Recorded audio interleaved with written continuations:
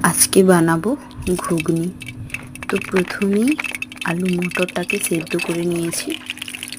এরপরে কড়াই বসিয়ে তেলটা গরম হয়ে গেলে ওর ওপর একটু অল্প চিনি দিয়ে, ওর ওপর তেজপাতা ফোড়ন দিয়ে, এবার রসুন বাটা এবং পেঁয়াজ কুচি দিয়ে ভালোভাবে একটু নাড়াচাড়া করে নেব।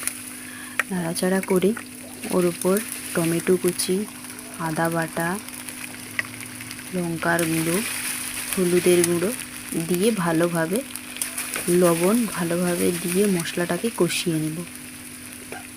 মশলাটাকে কষিয়ে নিয়ে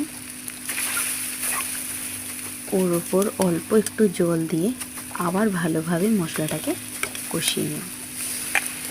কষিয়ে নিয়ে এইবার এই মশলার ওপরে সেদ্ধ করে রাখা মটর এবং আলু দিয়ে দেব। দিয়ে ভালোভাবে মশলাটাকে মটর আলুর সাথে মিশিয়ে নেব।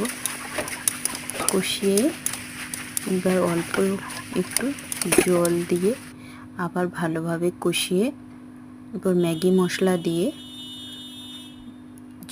মশলা দিয়ে অল্প একটু নাড়াচাড়া করার পরেই জল দিয়ে ভালোভাবে সেদ্ধ করে ফুটিয়ে নিলেই হয়ে গেলে রেডি।